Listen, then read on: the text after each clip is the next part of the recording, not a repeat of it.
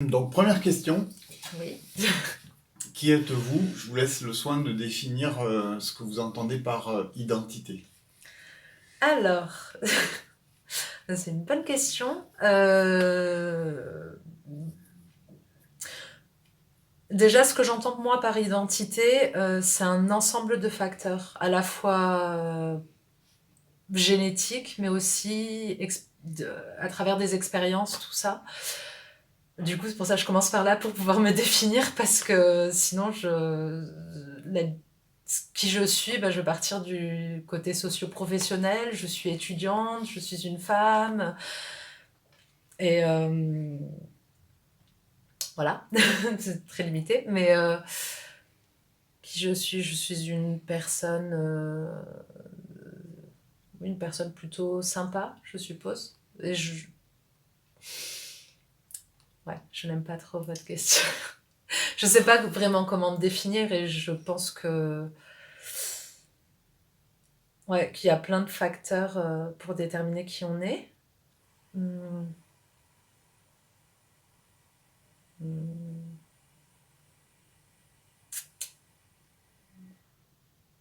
je réfléchis, je suis désolée. euh, hum, ouais, quoi dire. Ouais, étudiante en psychologie. Qu'est-ce que je suis? Je suis bénévole dans plusieurs associations. Je suis hum, contractuelle à l'université. Euh, voilà. Je je sais vraiment pas comment me définir exactement, et je pense qu'on est beaucoup dans le même cas. J'espère en tout cas ne pas être toute seule dans ce genre de situation, mais voilà. Je suis désolée. Je sais pas quoi dire de plus.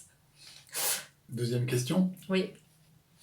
selon vous, à quoi doit servir à partir de maintenant Mm. une université de psychologie? Euh, euh, je pense que ça pourrait servir à euh, euh,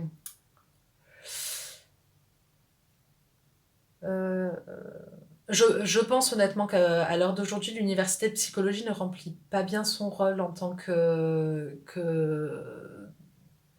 former des individus à devenir psychologues. Enfin, qu'elle essaye en tout cas, mais qu'elle s'y prend un petit peu mal. Et je pense qu'à l'heure d'aujourd'hui, ouais, il serait peut-être intéressant de plus s'intéresser à la personne, enfin que l'université de psychologie s'intéresse beaucoup plus aux étudiants qu'ils ont, et qui se regardent un petit peu comment ils traitent les étudiants, plutôt que de d'essayer à tout prix de remplir un quota et de ne pas le dépasser pour pouvoir, pour, euh, pour pouvoir survivre, quoi. Et voilà, je pense qu'elle pourrait faire beaucoup plus de choses si effectivement elle formait des étudiants à être plus ouverts d'esprit, plus critiques aussi vis-à-vis de leur discipline. Et ça, je pense que l'université de psychologie le fait pas forcément. Enfin, il nous prône un côté critique, mais sans trop critiquer. Il faut quand même rester dans ce qu'ils pensent, donc c'est un peu dommage. Euh, et voilà, ils nous disent de faire preuve d'empathie, mais en même temps, je trouve que c'est un peu une aberration de faire ça, enfin de nous former entre guillemets à ça, alors qu'ils sont pas capables de le faire vis-à-vis de leurs propres étudiants. Mais je pense que ce serait que déjà elles se remettent un petit peu en question l'université de psychologie sur leur pratique à eux, et voir après. Parce que malheureusement, enfin, c'est dommage justement qu'on n'ait pas assez de psychologues, ou qu'on soit dévalorisé, ou qu'on soit pas assez critique, et qu'on n'ose pas être critique justement vis-à-vis du monde qui nous entoure. Parce qu'au contraire, les sciences humaines en général, je pense que c'est quelque chose, les universités de sciences humaines, je pense que c'est quelque chose d'hyper important. Et dans les sociétés dans lesquelles on vit, on a un peu, enfin j'ai l'impression en tout cas, que c'est des disciplines un peu poubelles, où on accepte les gens, venez, venez, parce que vous n'êtes pas pris ailleurs, alors que bah, y a une sérieuse demande derrière d'étudiants qui veulent être formés, qui veulent faire des choses, qui veulent devenir psychologues et qui... mais on leur accorde pas ça en fait. Et s'il y a beaucoup de demandes, c'est peut-être aussi parce que la société en a besoin, donc ce serait peut-être intéressant pour l'université de psychologie de plus trop penser à travers un quota et enfin, je sais pas, je connais pas l'intérieur derrière comment ça se passe en termes de recherche ni d'éducation, enfin comment ça se passe en termes de administratif, mais s'il y a beaucoup de demandes, c'est peut-être aussi parce que il faut peut-être revaloriser les quotas, ce genre de choses, pour que bah, ça puisse répondre à la demande. S'il y a beaucoup de demandes, c'est que la société en demande aussi derrière, et voilà, peut-être s'adapter un petit peu à ça. Donc, je crois que c'est tout. Troisième question. Oui. Qu'avez-vous à dire sur la vérité? Bah, pareil, je ne sais pas trop quoi répondre. Parce que justement, ça me pose problème. Je sais pas en fait exactement ce qu'est la vérité, donc je suis allée vérifier. C'était la définition, c'était que l'objet était conforme à l'idée, et du coup, c'est pas une définition qui me convient beaucoup.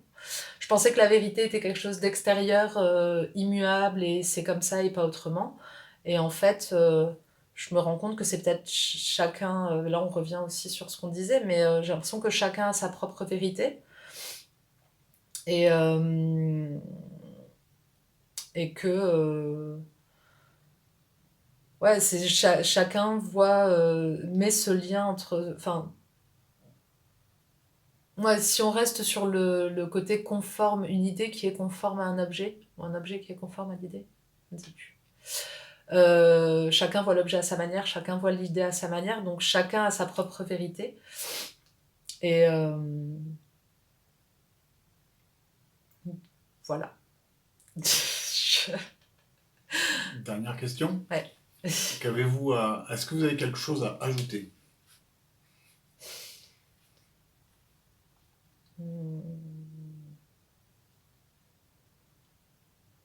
Non. J'étais pas très bavarde.